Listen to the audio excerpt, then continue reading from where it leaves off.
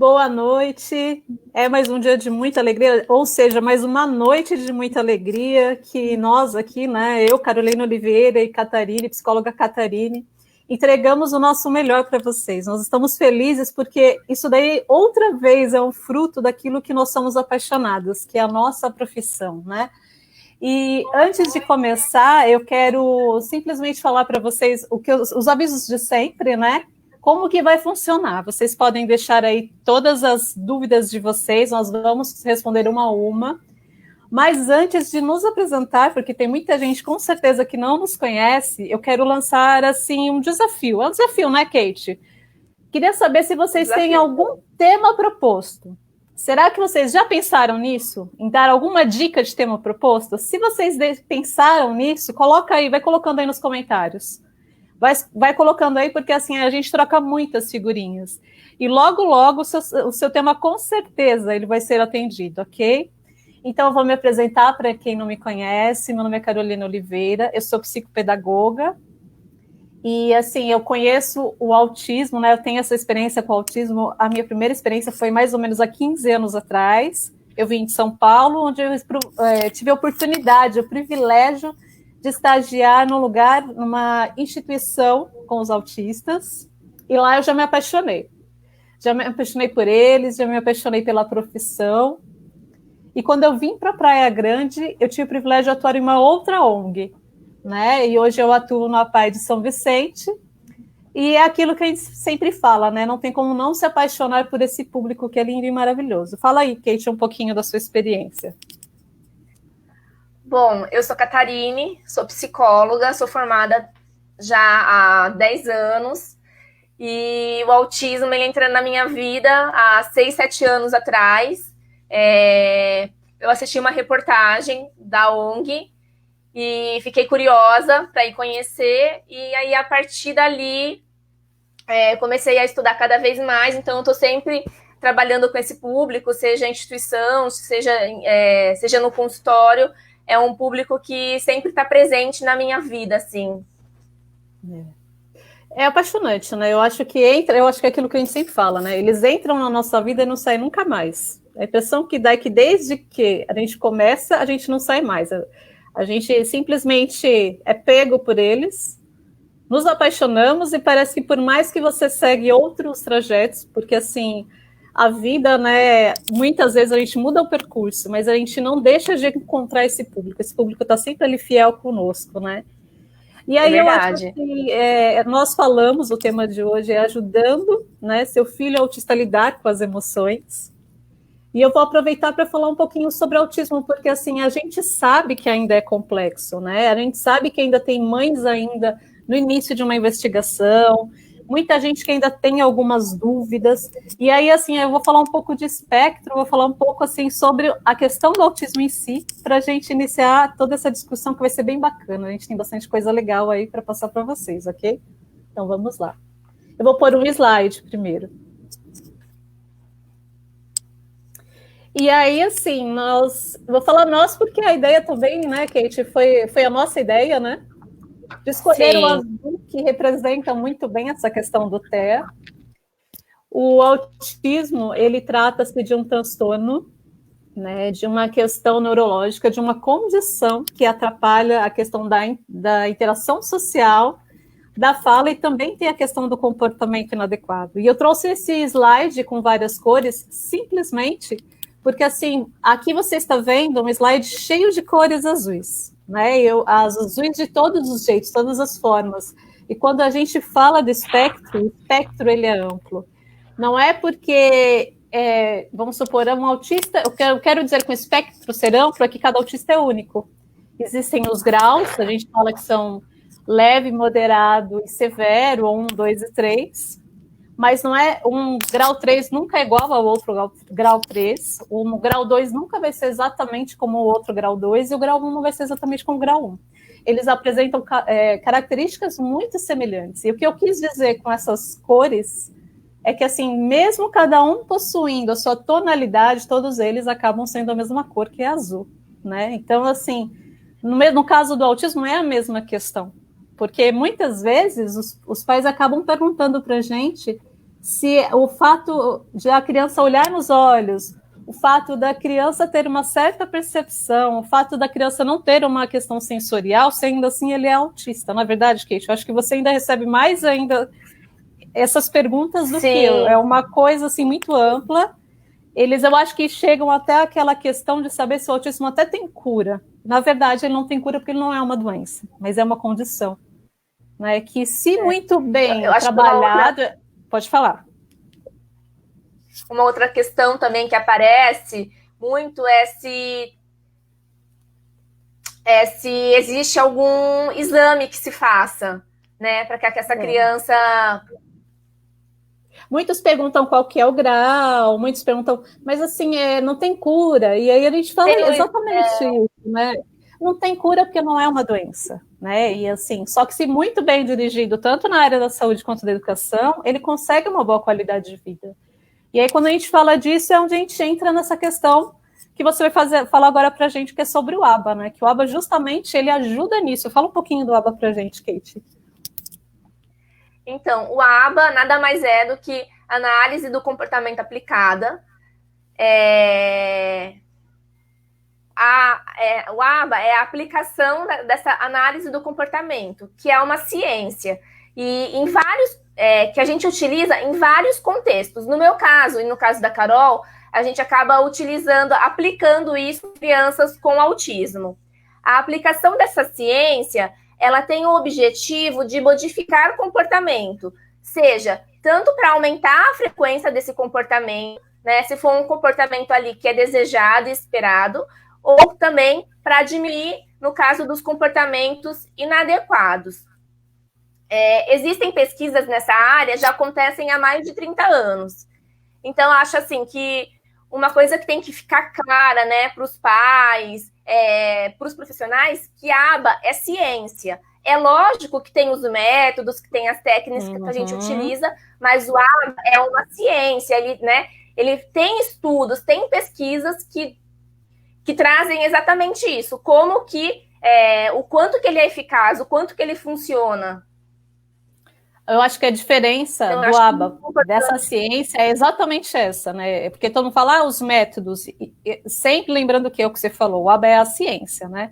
E por ser uma ciência, ele prova totalmente essa eficácia pelos estudos, pela medição, porque, como você falou, tem a questão de ou manter um comportamento ou afastar esse comportamento. E para que tudo isso aconteça de uma melhor maneira, existe toda uma medição, existe todo, né, um trabalhar e um estudo, e isso é muito legal, não é verdade? E falando nisso, vamos falar um pouco de habilidades, não é? E assim, as habilidades sociais, quando eu falei lá em cima, né? Eu falo lá em cima porque eu começo.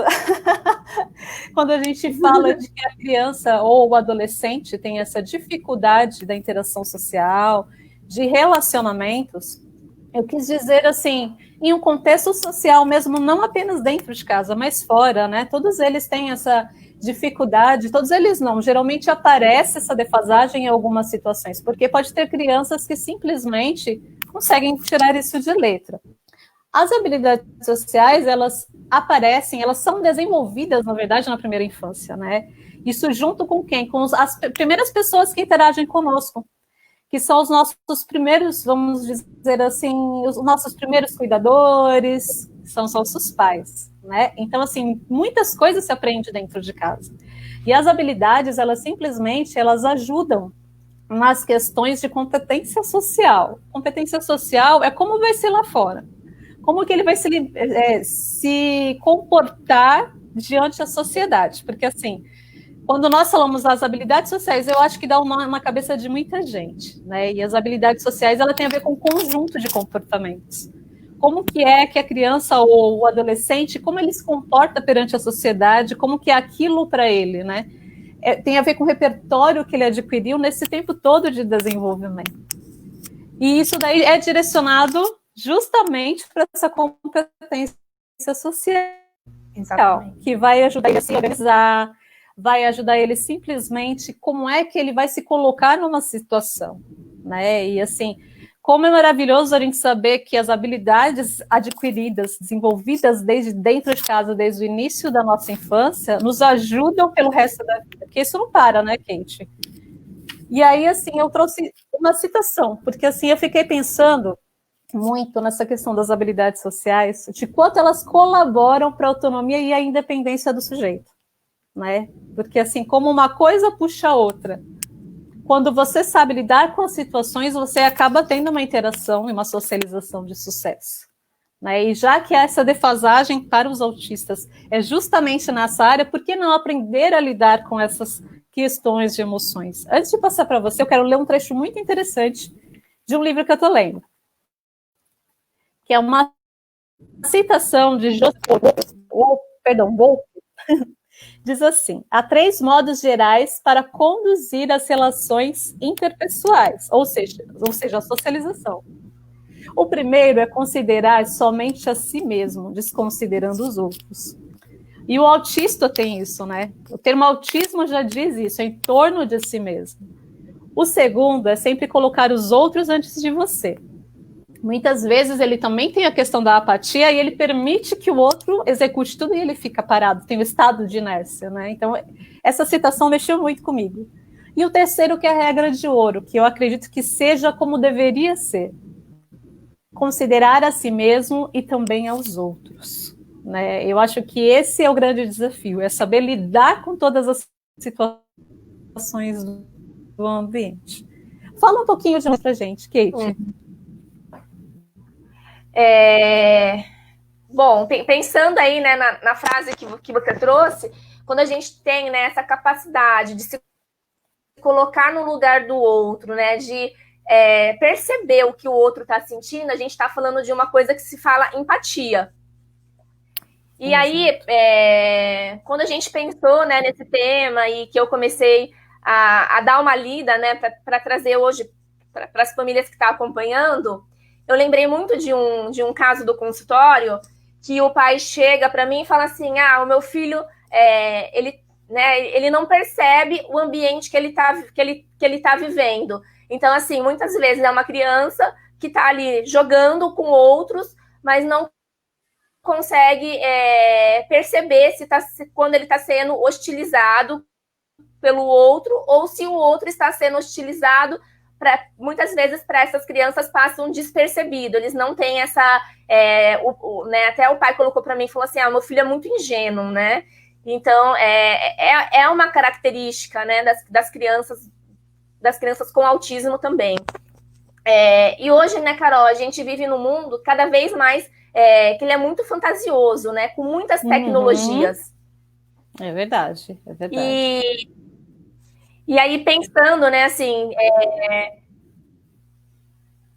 pensando nisso, né, então, assim, as crianças hoje, elas têm um iPad, elas têm um computador, que são coisas muito, muito mágicas. Eu acho que o primeiro passo para a gente começar, né, para a gente desenvolver essa empatia e ter essa percepção, a gente precisa perceber o outro, né, e a gente só percebe o outro à medida que a gente também está convivendo com o outro. É verdade.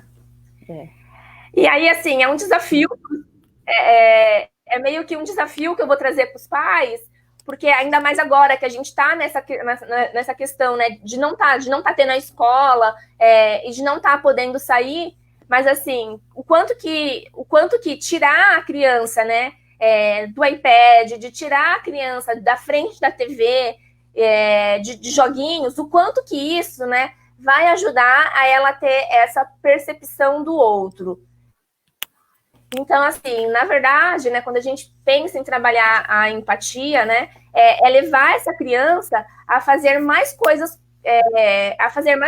né, com os pais. Então, quando a gente sai com essa criança, de tentar mostrar, né, o quanto que as situações que aquela criança vive dentro de casa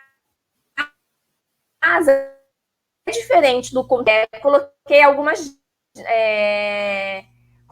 situações que, assim, vou passear com a minha criança de carro. Então, eu percebo que tem uma criança ali que está com uma expressão mais triste, ou que possivelmente seja uma criança que esteja com fome, uma criança que está pedindo. Então, eu posso chegar na minha criança e fala, olha, você tá vendo aquela criança ali, ela tá ali de barriguinha cheia, e ela nem tá percebendo, e ali naquele momento, muitas vezes, ela nem consegue entender o que você tá fazendo. Então, à medida que eu mostrei para essa criança, em um outro momento, eu posso chegar para essa mesma criança e falar, né, que essa criança vier me pedir comida ou pedir alguma coisa para comer, eu posso pegar, ter aí um confronto de realidades. Então, eu pedi que a gente viu aquele moço. Então, é exatamente isso que ele estava sentindo. Ele estava triste porque ele está onde está explicando concreto através, né, da vivência dela, fazendo com que ela se coloque no lugar do outro. Um outro exemplo também que eu trouxe, né, e que também dá para praticar, né, que eu acho que é até mais fácil de praticar, é que muitas vezes essa criança ela tem um amiguinho na sala de aula e esse amiguinho está na cadeira de rodas. E a criança ela não entende muito bem porque aquela criança está naquela situação.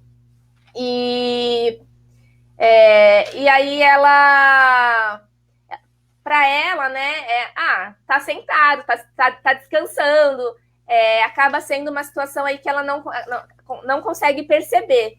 Então, é de propor uma brincadeira para a criança. Então, fala assim, olha, fica sentado 20 minutinhos. E aí, tudo que essa criança ela gosta, você coloca distante. Então, assim, a criança ela gosta de comer o biscoito, ela gosta de um determinado brinquedo, então eu vou colocar o mais distante possível daquela criança. Eu vou falar e vou mostrar para ele, né? Então, eu vou mostrar o iPad e vou falar: você quer o iPad? Vem, né? Vem pegar. E aí você relembra a situação. Olha, mas você lembra que você não pode levantar daí? E aí começar a colocar as situações, né? Então, você está vendo como que é difícil para o seu amigo, ou o que ele sente, né? Quando ele não consegue fazer algo que ele queira muito. Então, é realmente de trazer as situações para o concreto da criança. Legal, muito bom.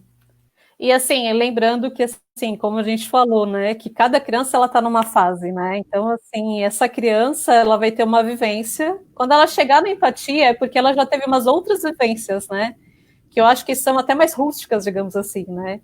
Umas vivências mais simples, porque assim, aí ela já vai saber o que é alegria, que é tristeza. Eu acho que assim, ela já vai saber que, acho que até a frustração, né? Porque aquele que está ali sentado, que tem essa vivência diária, como ele não se sente frustrado? Muitas vezes eu acho que ele deve se sentir muito frustrado, né? E quando a gente pensa, né, nessa questão de nomear, né, o que a gente está sentindo, isso essa nomeação a gente aprende muito com a comunidade local e com a sociedade, né, que é aquilo que você trouxe, do quanto que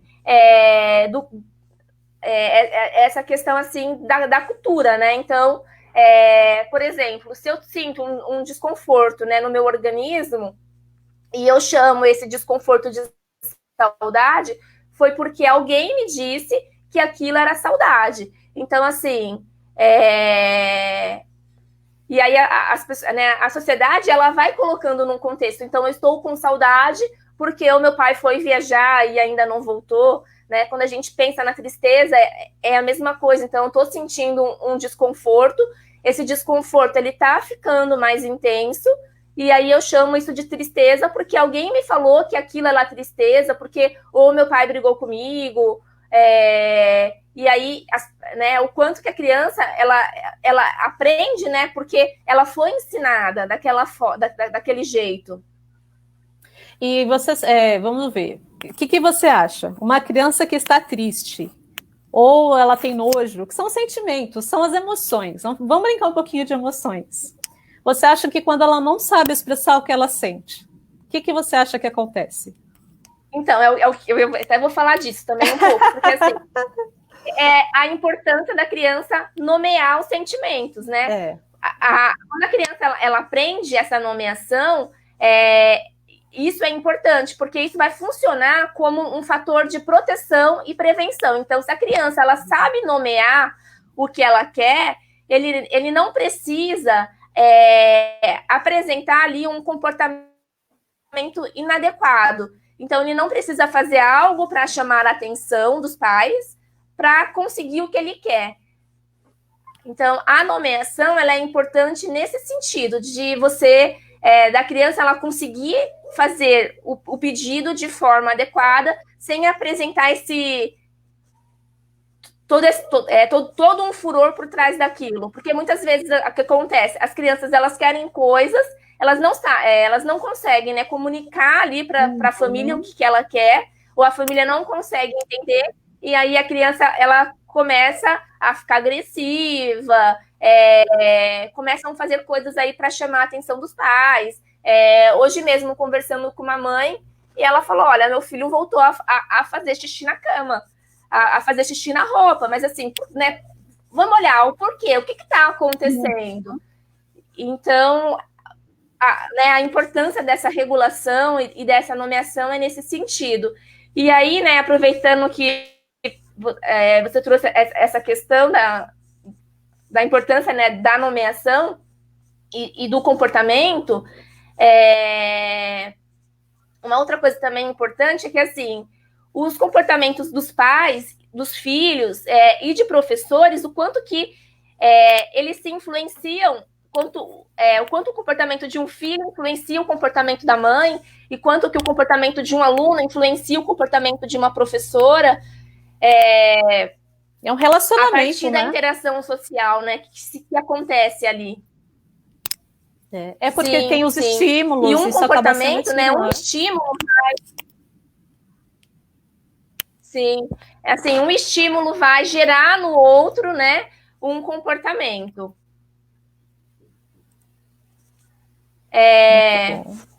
Eu não sei se eu te respondi. Respondi? Respondeu. Porque, assim, na verdade, eu percebo assim, cada criança, como a gente falou, né? Cada criança está no momento, né? Então, assim, eu acredito que para ela chegar na empatia, ela vai primeiro se conhecer. Primeiro ela vai passar por situações onde você falou aquele mal-estarzinho, aquele enjoo na barriga. Quando ela começa a nomear, ela saber o que ela está sentindo, que ela começa a externar de outra maneira que não seja agressiva. Quando ela aprende, ela começa a trabalhar o autocontrole, né? A gente até brincou da outra vez, lembra? Cheira a florzinha, apaga a velinha. Aí vem todas aquelas técnicas. Sim. E quando ela sabe nomear exatamente aquilo que ela está sentindo, eu tô triste, tô feliz. Por que você tá triste? Por que você tá feliz? Que aí o repertório vai aumentando, né? Aí ela tem, eu fiquei pensando na riqueza da vivência da cadeira. Ela sentar na cadeira e saber, né, que o outro está sentindo. Ferramentas aí pra...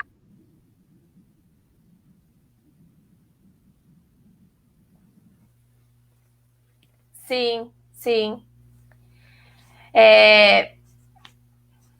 Não sei. Eu te cortei? Caiu? Não caiu. Pode continuar. Pensando em ferramentas... Não, eu estava na dúvida. Falei, será que caiu aqui? Não caiu. Quando a gente pensa, né, em ferramentas para trabalhar... Quando a gente pensa em ferramentas para trabalhar com crianças, eu gosto muito de usar os baralhos. É muito bom, né? E fora os baralhos, tem a questão... tem fantoches. Eu acho que aí vai da criatividade, né, de cada pessoa. Vai. Mas, assim, trabalhar com baralho é muito legal, porque, dependendo do baralho que você utiliza, alguns baralhos, eles até já trazem situações para você ir fazendo com a criança. Então, facilita bastante, porque, normalmente, esses baralhos, eles vêm com desenho, né? Com a expressão ali de história, com raiva, e vem a historinha. Então, é uma ferramenta muito legal para você utilizar com as crianças. Isso. E uma outra que também, assim, eu gosto muito de usar é os fantoches. De fazer, né, contações com fantoche. E aí, nesse sentido, tem vários livros que ajudam nesse sentido. Tem uma coleção que é Quando Eu Me Sinto... E aí você vai ver quando eu me sinto feliz, quando eu me sinto sozinho. e aí ajuda bastante nessa questão da criança estar compreendendo ali o que é aquele sentimento, o que é aquela emoção. E eu acho e aí, que também, assim quando a como criança ela também ela desculpa. tá dominando, né? Quando a criança ela consegue dominar isso, né? Quando ela consegue entender ali o que é a alegria, o que é a tristeza, o que é a raiva, o medo, a gente pode começar a fazer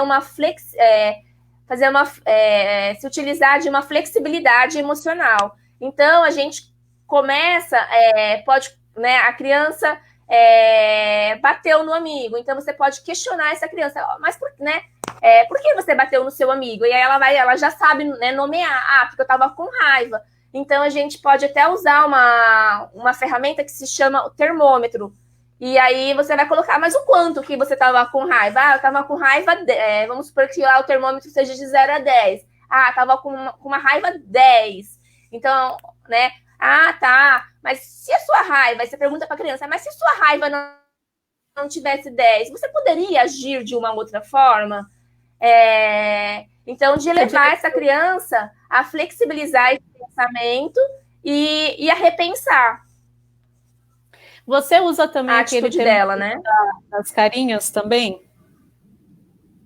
Eu tenho a reguinha das carinhas.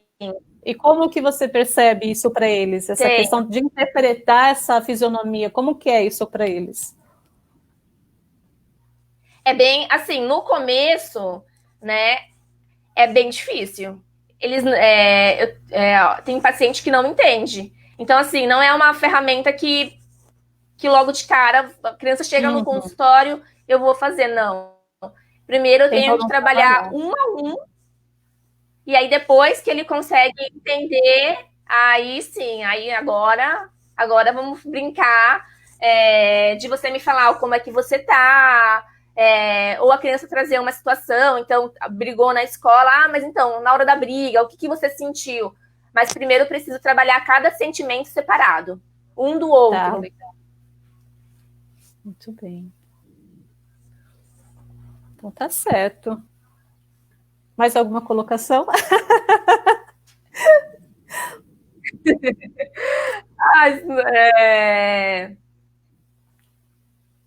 Que eu acho que, assim, é um tema muito abrangente, né? Eu acho que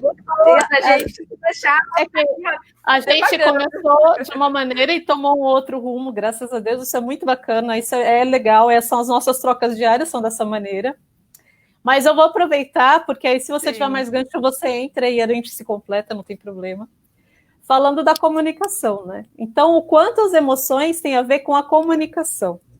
A gente já falou que a questão da habilidade social tem a ver com aquilo que aprendemos na primeira infância, a questão de se comunicar, dos primeiros parceiros de parte social, de interação, tudo, mas a comunicação, ela nem sempre é só verbal, às vezes não é verbal, que é gestos,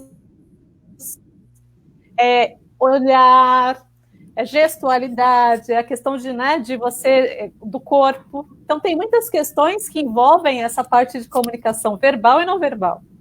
Né? E essa parte de comunicação também é uma habilidade importante. Porque, assim, se é uma criança que, de repente, ela tem essa questão de dificuldade de interação social, ela vai se comunicar como ela aprendeu. E, às vezes, para conseguir algo, acho que a gente até falou isso daí aqui hoje, ela não sabe pedir de outra maneira, então muitas vezes pode ser que apareça algum tipo de agressividade aí como forma de linguagem, não que seja adequado, não é adequado, mas foi a maneira que ela aprendeu a se comunicar, que deu certo para ela, né? Então, assim, quando a gente fala de tudo isso, até de agressividade, eu pondero muito, porque eu acho que tem muito a ver com emoções também. Tem a ver com a comunicação, com a habilidade social, né? Porque, assim, o que ela aprendeu ali a se comunicar, ela vai levar para os outros ambientes, que é a generalização. Nós, quando bebês, qual que é a nossa primeira língua? Choro, né? Então, assim, nós choramos para conseguir algo. E simplesmente assim, quando esse bebê chora entre a mãe, a gente sabe que mãe e filho é uma coisa linda que Deus fez. Né? A mãe entende o seu filho, ele falando no falando, ele é independente de gestos. Entende? Só que assim, a gente precisa preparar essa pessoa para o futuro. A gente tem que imaginar essa pessoa com autismo ou não, para ser independente, para ter autonomia. Então, para se comunicar e lidar muito bem nos ambientes, mesmo que ela ou ele não fale. Mas para entender o contexto, né, Kate? Pode falar, eu te interrompi.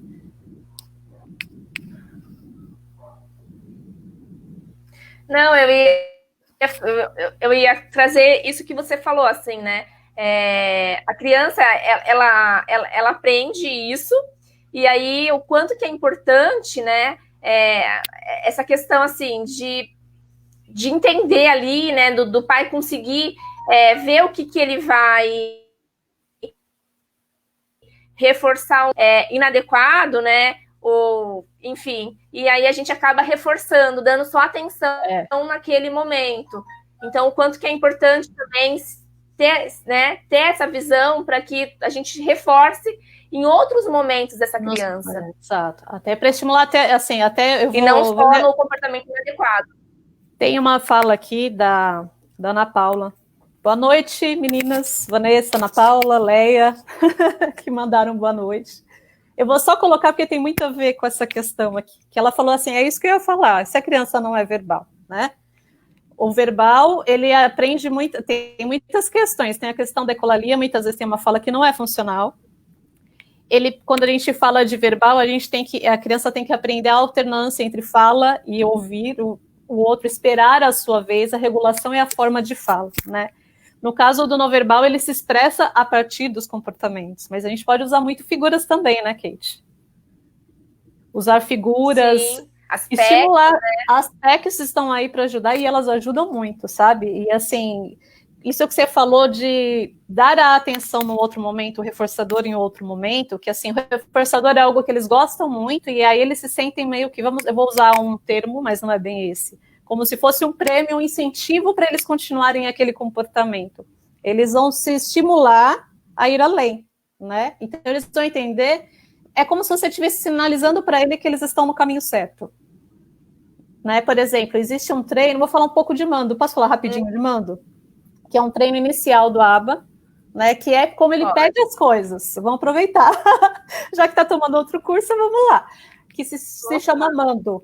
Né? Então, vamos supor, a criança não fala, e aí primeiro você faz toda uma avaliação com ela, e aí eu não vou falar os instrumentos, porque tem muito mais que um instrumento para a gente descobrir como aquela criança pede alguma coisa ou não. E aí a criança, muitas vezes, é por isso que eu falo que não é muito bom a gente deixar os reforçadores muito à vontade na frente das crianças, nas mãos deles, né? Porque assim, quando eles têm tudo muito à vontade, eles não vão desenvolver essa habilidade social de pedir algo, né? Então o mando, ele vai ajudar você, sem contar que perde o valor o reforçador, exatamente, muito bem colocado. Se ele tem que te pedir algo, você não está tirando a autonomia e independência dele. Você está desenvolvendo habilidades comunicativas, onde ele possa te pedir algo. Então, vamos supor que o meu filho gosta de salgadinho, né? Vamos supor que eu tivesse um filho autista, o meu não é, mas vamos supor que ele fosse, e ele gostasse de salgadinho. Aí eu pegava o salgadinho, escondesse atrás de mim, e eu perguntasse para ele. Eu sabia o que ele queria. Filho, o que você quer? E aí ele me aponta.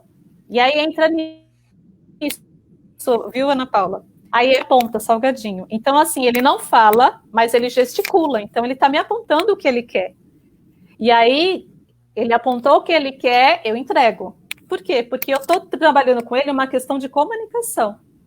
Então, assim, ele não fala, mas ele usa outras estratégias para se comunicar. E aí, quando eu entrego para ele o reforçador, eu estou dizendo que ele foi muito bem. Que esse é o caminho para ele adquirir aquilo que ele quer.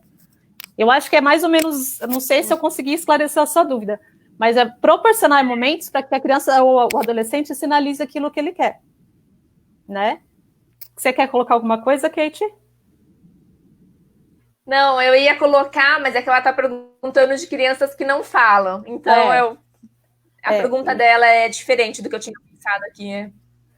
Porque aí tem essa questão, né? E aí eu ia entrar nessas questões de comunicação, que a comunicação nem sempre é a fala, tem a questão do ouvir, tem a questão da alternância, como eu falei, de esperar a vez, tem a questão da criança se comunicar com o olhar, com o gesto.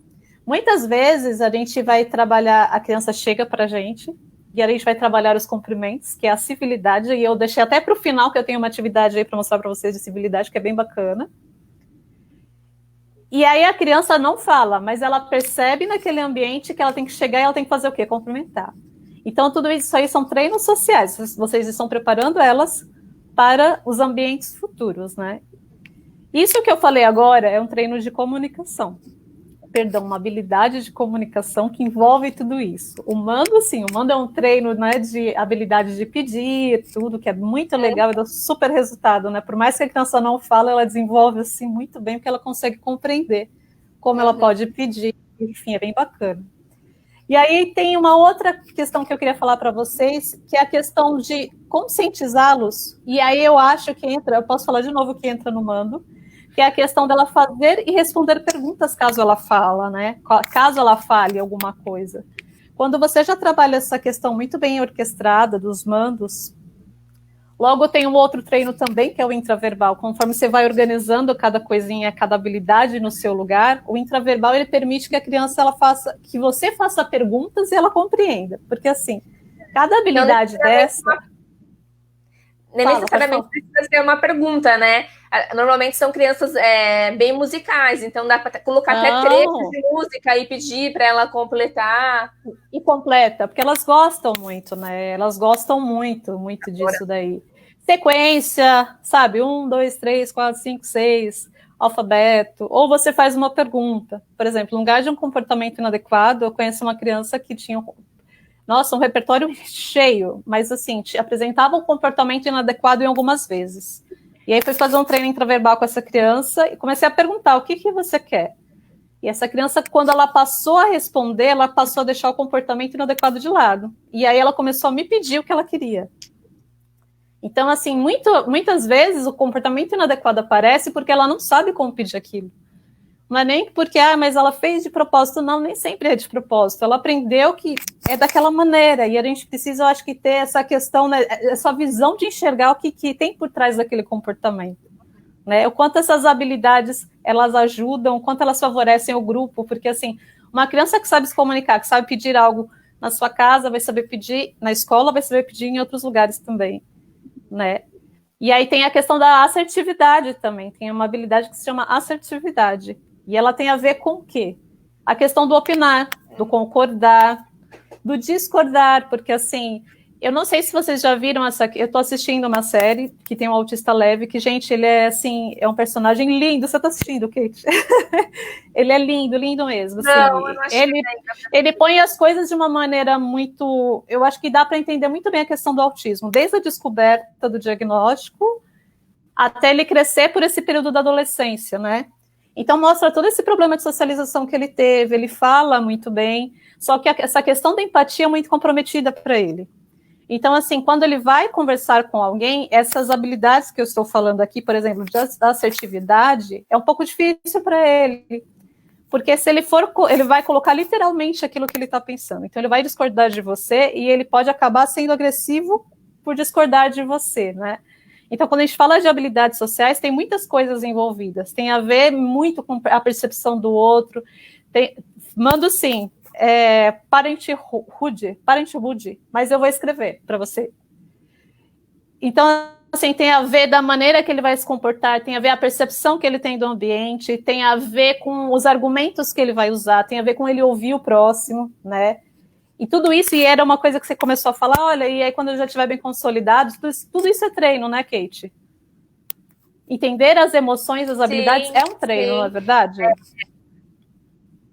Você ia falar e eu te interrompi. E assim, né, para a criança chegar na questão da empatia, ela passa aí, né, por uma série de treinos. E os treinos, eles começam... né, se a gente for parar para pensar, os primeiros treinos são os mais básicos, assim, que é da criança dizer oi, né, da criança ver uma outra pessoa e começar a dizer o oi. Então, tem toda uma caminhada para chegar lá na questão da empatia. Não é uma coisa que se adquire de um dia para o outro, né? Eu li até num livro, e é uma das coisas que eu pretendo, que eu trouxe, né, que eu quero trazer, na verdade, é que, assim, as habilidades sociais, elas são trabalhadas diariamente. Então, todos os dias, nós estamos aprendendo sobre habilidades sociais. Inclusive nós. O tempo todo, porque, assim, vamos supor que você vai viajar para um lugar. A cultura é diferente. Então, até você perceber o que é que aquele ambiente ele te requer é muito complicado. E eu falo isso porque eu vim de São Paulo. Então, assim, para mim aqui é muito diferente, gente. Vocês não usam outras palavras em alguns momentos, em alguns contextos, até você perceber direitinho como funciona. Imagina para o autista aprender tudo isso, né? É tudo um passo de formiguinha, tudo um ponto de cada vez. Você quer falar, Kate? Não, só para, né, que você colocou assim, né, quando a gente realmente, até acho que foi até com você que eu comentei, que eu estava assistindo uma palestra e que ele falava o quanto que o quanto que a habilidade social ela influencia, e ele trazia doenças assim, como depressão, de vários transtornos, né? Acho que eu cheguei a comentar com você. Foi. E são coisas que a gente nem imagina. Você fala assim, nossa, mas né, olha a importância. Né? Olha quantas coisas, né? Consegue aí prevenir. Só de nomear, só de falar, e né? nos proteger. É, verdade. E aí você tocou num ponto que, assim, eu queria muito tocar nesse ponto, né? Porque, assim, essas habilidades que eu falei, de, né, perceber o ambiente, falar sobre os pontos de vista, assertividade, que é colocar o ponto de vista sem você machucar o outro, que entra em empatia, que uma habilidade puxa a outra, e a gente tem que pensar neles como pessoas que vão se dar bem nos ambientes, né? Pode ser que não tenham todas as habilidades, ok, mas assim, de uma maneira que seja que eles consigam se virar, né? Existe a habilidade até profissional, que é tomada de decisão. Se você parar para pensar, todos eles têm uma tomada de decisão. Eles podem, às vezes, agir de uma maneira que não é aquela ideal, mas tem tomada de decisão. Então, habilidade, todos eles têm essas habilidades, não é? Precisam desenvolver e ver que nível que estão cada uma delas. Eu ia falar justamente disso que você falou, da civilidade, que assim, que são as nossas regras sociais que nós aprendemos. O dizer por favor, o agradecer, o apresentar-se, o despedir-se, e os gestos conforme o ambiente, conforme o lugar. E aí, você tem algum complemento que eu quero mostrar uma atividade que eu montei, que é mais ou menos o que você falou, que é uma história social para trabalhar isso daí, para trabalhar a civilidade. Posso pôr? Então, vou colocar aqui na tela.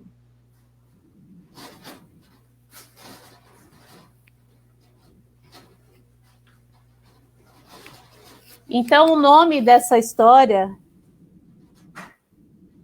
é Palavras Mágicas. Muitas vezes ela já tem tudo isso consolidado, ela já sabe lidar com as emoções. E aí, assim, para você poder mostrar para a criança de uma forma visível e ela poder entender as situações, eu montei essa história social que dá para você mostrar e falar em que momento ela pode usar algumas coisas. No caso dela ser verbal, né? No caso dela não ser verbal, você pode combinar com ela algum gesto que demonstra esse entendimento, ok? Então, olha só, quando meu colega dividiu o lanche comigo, eu disse, muito obrigada. Então, assim, eu agradeci por ela me deu, porque essa pessoa me deu um pedaço do seu lanche. E aí, só aí eu já trabalho até, inclusive, a cooperação, né? Que é essa coisa de dividir, de você perceber o outro, você tá vendo a questão da empatia, uma coisa é ligada à outra, lembra que nós falamos? E aí eu quis colocar esse toque justamente representando aquela pessoa que não fala. Digo, bom dia, professora, ao chegar de manhã na escola. Então, vamos supor que é um jovem ou uma criança que não fala. E aí ela deu um toque de mão, porque ela está cumprimentando. Então, isso representa o seu cumprimento, né? Que ela entendeu, ou ele entendeu, que ao chegar em um lugar, ela tem essa ação de cumprimentar os outros, de perceber mais uma pessoa ou ambiente.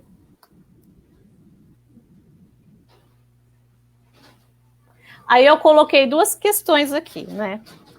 Tchau ou até logo é a palavra que digo ao despedir-se de alguém. Na verdade, assim, até logo se fosse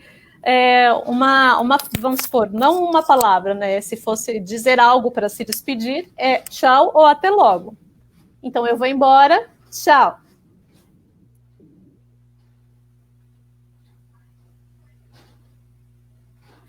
Tropecei no pé do meu amigo e disse, desculpa.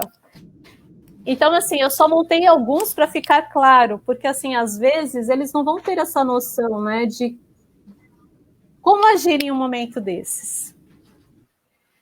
O bom dia, boa tarde, boa noite são coisas que a gente pode trabalhar em casa. que são os atos de civilidade e as habilidades de civilidade, que você prepara a sua criança ou o seu adolescente para sair, não é? E o desculpa, o muito obrigado, por favor, o com licença também, é bem bacana. Favor, e por que eu estou falando isso? Por favor, tem outras também, né? Eu só consegui pegar algumas, eu quis entrar nessas porque, assim, esses dias eu ouvi um adolescente que ele se queixava que ele não tinha amigos, um adolescente autista. Ele se queixava para mim que ele não tinha amigos. E, assim, ele não consegue ter essa questão da iniciativa de começar uma conversa. E eu acho que até quando a gente fala de habilidades sociais, a gente tem que trabalhar isso. Iniciar, manter e finalizar uma conversa. Então, ele vai iniciar com alguém, com algo em comum, mesmo que, de repente, ele não vá falar, mas ele demonstra algo em comum e ele consegue produzir, se fazer comunicar mesmo sem fala, de maneira que tenha aquele momento de interação. E finalizar, ele pode, né? Então, joinha, vamos supor, que ele chegou, e aí eles vão fazer um jogo, e vai finalizar, e vai embora. Então, cada um se comunica de uma maneira. E o quanto tudo isso acaba sendo rico, né, Kate? Você quer falar alguma coisa? Eu só ia colocar de novo, né, o quanto que também a criança, ela conseguir entender, né, a questão da flexibilização é importante, né, porque verdade. O que acontece, como são crianças que têm um interesse restrito, muitas vezes elas querem conversar com os amigos, mas só sobre animais, só sobre dinossauro, e aí os amigos até iniciam ali uma conversa com aquela criança, mas depois perde o interesse porque querem falar de outras coisas e a criança já não consegue, a criança fica naquilo, né? A criança não entende que o amigo não quer. Então, novamente, entra a importância dessa criança conseguir entender, né? O quanto que ela flexibilizar, né? Então, tudo bem, a gente até vai conversar sobre o dinossauro, né? Que é um assunto que você gosta, mas também vamos falar sobre outras coisas, que aí também é uma habilidade que a gente também acaba ensinando ao longo do processo para a criança. Então, é bem amplo esse tema, né? E a gente fala de habilidades, a gente tenta focar em algo, mas dá uma volta na gente, porque, assim, são muitas coisas envolvidas. É possível trabalhar as habilidades sociais, sim. É possível desenvolver cada um dentro do seu momento e do seu contexto. É possível trabalhar essa questão das regras sociais dentro de casa e prepará-lo para quando ele for sair, né, para esse contexto. Porque, assim, quando essa criança ou este adolescente está muito bem, né, estruturado, ou ele está encaminhado, vamos falar assim, porque totalmente completo vai-se um tempo aí, né? Ele consegue se comunicar melhor em todos os ambientes, escolares, num passeio, num shopping, ele consegue se fazer entender do que ele quer. Você ia falar alguma coisa? E eu ia só completar, né, o quanto que quando a criança ela consegue, né, dominar, né, aprender essa questão das habilidades e que ela se começa a perceber, né, o quanto que assim o quanto que vai diminuir a questão do desgaste emocional dela. Boa, então, à medida que essa criança ela consegue pedir o que ela quer, falar o que ela está sentindo, menos desgaste emocional ela vai ter. Então, menos ela vai precisar bater, menos ela vai precisar chorar ou gritar, porque ela vai conseguir se colocar aquilo para o outro que ela quer de uma maneira mais assertiva. E ela vai exercer o autocontrole, né? Porque ela sabe o que ela está sentindo. Sim. Ela sabe o que ela está sentindo, sim. Ela vai procurar falar o que ela sente e vai ter a questão do autocontrole. Então, isso eu acho que diminui muito a questão da ansiedade também, né? Como você falou, tudo que entra, né? Porque, assim, as habilidades sociais são amplas. Junto com isso vem um leque de emoções que precisam ser trabalhados, né? E que quando acertados, quando eles são trabalhados de maneira que façam entender, é muito mais fácil deles se comunicarem em qualquer ambiente e diminuir esses comportamentos inadequados. Eu acho que essa é a chave final de tudo, né? Alguma colocação? Até a gente, né? Até a gente, quantas vezes a gente quer, pensando aí, né, nos relacionamentos, quantas vezes a gente quer que o outro, né, pensando aí até em relação conjugal aqui que veio na minha cabeça, mas assim, quanto que a gente quer que o outro faça de uma forma, e aí a gente acha que explicou pro outro, que a gente quer daquele jeito, e aí o outro faz de uma maneira totalmente diferente, e aí você surta, né, com a pessoa, você fala, mas eu já te expliquei. E aí não você tá já começa a claro? gritar. Então, até pra gente também serve. É verdade, é verdade.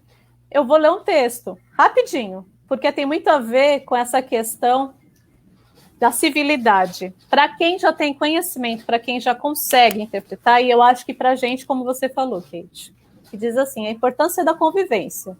Vocês já pensaram quem fez o pão que vocês comeram hoje no café da manhã? Como é o nome dessa pessoa? Esse padeiro seria magro, gordo, alto? Teria a mesma idade de seu pai ou do seu tio? É interessante pensar em uma porção de pessoas que faz coisas que nós usamos diariamente. Seu pai, sua mãe, seu avô, algum parente ou desconhecido. Também produzem ou realizam serviços que muita gente precisa. Todos dependem uns dos outros. Para viver, dependemos da água, da comida, da casa para habitar. Dependemos também da atenção e do carinho das outras pessoas. Vocês já imaginaram, perdão, se ninguém conversasse com a gente? Tentem ficar um dia sem conversar com seus pais, seus colegas, professora, sorveteiro. Imaginem isso. Vamos, fechem os olhos e imaginem que ninguém fala com você. Terrível, né? Puxa vida, seria horrível, não é mesmo? Esse contato que as pessoas têm umas com as outras, damos o nome de convivência. Essa palavra, na realidade, significa viver com, escrever no quadro. Convivência, viver com. Isso daqui é uma maneira para aquela criança que já tem esse entendimento, dela entender o que é convivência, que é a questão de um precisar do outro. Então, assim, tem criança que tem esse conhecimento de parar, ela vai te ouvir. Então, você pode trabalhar com ela essas questões. Você viu? Olha, esse pão foi fulano que fez. Né? A gente nunca pensou no fulano, mas assim, um precisa do outro. E você trabalha a cooperação, você trabalha a empatia e você trabalha outras questões, até mesmo de valores, com essa criança ou esse adolescente, quando é possível desenvolver um texto desse tipo. Quer falar algo, Kate? Não. Eu acho Não? que completou agora. Então tá bom. Então a gente encerra por aqui mais uma vez. Eu quero agradecer de coração a todos vocês que hoje, numa terça-feira de noite, estão paradas aqui conversando com a gente. Foi um prazer até mesmo responder a sua pergunta. Eu sei que eu não sei se vocês estavam aqui no comecinho da live, mas eu deixei o seguinte desafio. Coloca aí pra gente o que vocês gostariam de ouvir que a gente falasse. Ok? Pode colocar. E a gente vai pensar com muito carinho, porque assim, como a gente tem muitas figurinhas a serem trocadas, como eu falei, a gente tem muitos temas, mas de repente um tema pode ajudar mais você do que o outro. Né? Então, muito obrigada, mais uma vez, por nos ouvir, por fazer parte, por dividir com a gente, por dar sua opinião, por perguntar. É isso aí. É isso que faz valer a pena o nosso trabalho. Obrigada pela parceria de sempre. Deixa eu colocar de novo aqui o nosso muito obrigada, que eu gosto disso. Não perca os nossos contatos. Kate, muito obrigada mais uma vez. É sempre um prazer enorme essa parceria. Obrigada. Até a próxima. Nos sigam. Agradecer, né, o pessoal que está aí assistindo. Segue as nossas redes sociais. E é isso aí. Que Deus abençoe a todos. Tchau, tchau.